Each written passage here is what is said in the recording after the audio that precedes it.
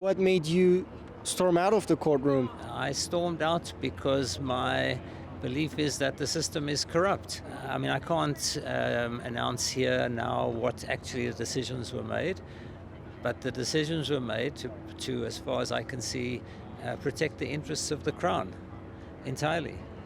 Um, One would think that two boys now still over 800 days, 840 odd days in a remand center. They have not yet been tried. They could be out gainfully employed doing whatever they've done, have lost their employment, have lost their business, their livelihoods, and yet are imprisoned. So we're arguing about things, and I felt it was just, this is a method of prolonging that imprisonment. And if the decision that I heard in the court was not going to be a logical, reasonable one, I thought, really, I can't sit around and watch this. I've been here for a year now. June last year I started attending, and I've seen this go back and forwards. It's very disappointing to see the direction it's going in at the moment. Do you think the charter means anything at all at this point? No, I think the charter is meant to pacify Canadians to think that they have some rights. But these are really just privileges in the current situation here in Canada. I think it's a very impressive document because it tends to indicate to people that you can have protection. But if that protection gives the government or the Crown the evidence, the sort of evidence they need, they'll trample that over and do away with your rights. Your rights for,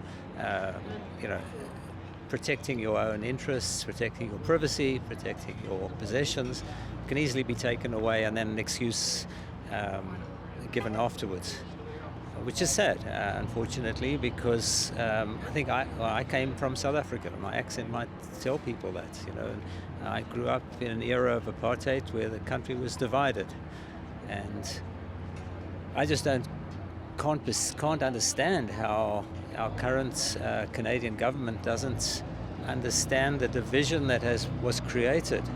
How we don't see the similarities between apartheid and what is actually happening here in Canada. We've used almost tyranny here to separate people. In Africa, in South Africa, it was a white versus non-white. Here it's still it's the anti-vaxxers, the anti-mandates, the whatever, COVID deniers.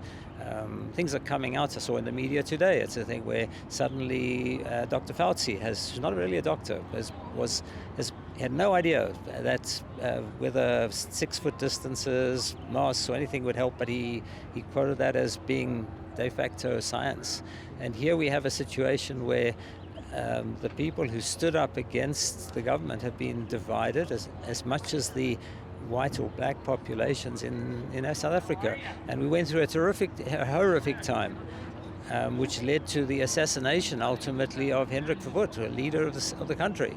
The situation we're facing here, and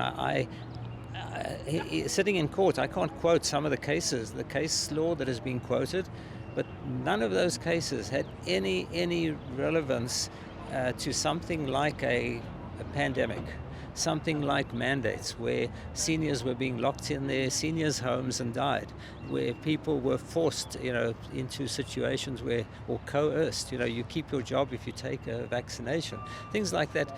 None of those case laws quoted had any circumstance. And that's why you say, what happened in South Africa? Yes, I grew up as a kid in apartheid.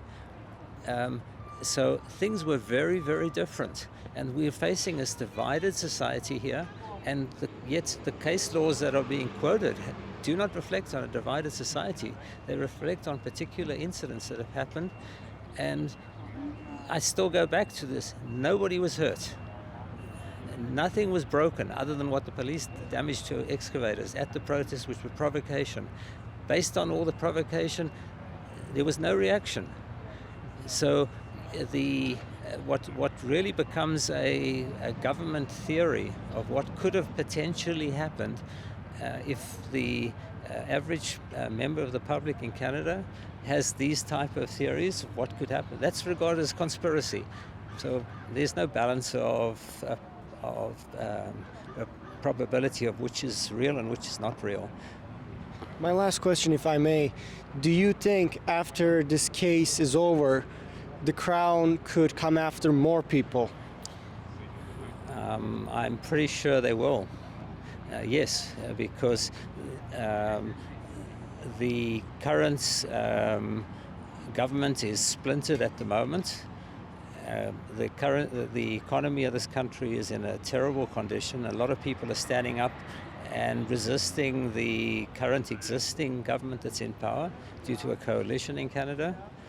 And I think the only way that they could keep that is by trying to rout out anybody who has alternative views on how things, and certainly in terms of law enforcement, we have not yet seen violence in Canada. Other than that's perpetrated by the intimidation of the law enforcement. So You were in Ottawa. I was in Ottawa and were chased out of downtown by violent police with batons, with tear gas, with horses stomping on people. This is all evidence that exists. Bank accounts being seized. Correct. There was no regard to real true law enforcement. Serve and protect is what I grew up to respect police for. Yet they've been turned against us, and I say us, all Canadians, from all aspects. The trial by jury for the Coutts 4 trial is set to begin tomorrow. I will continue to bring you updates periodically throughout the trial. It is expected to last 1.5 months. If you would like to support my independent journalism and help me cover my expenses, please consider supporting it by donating at mediabizergan.com/donate. Thank you.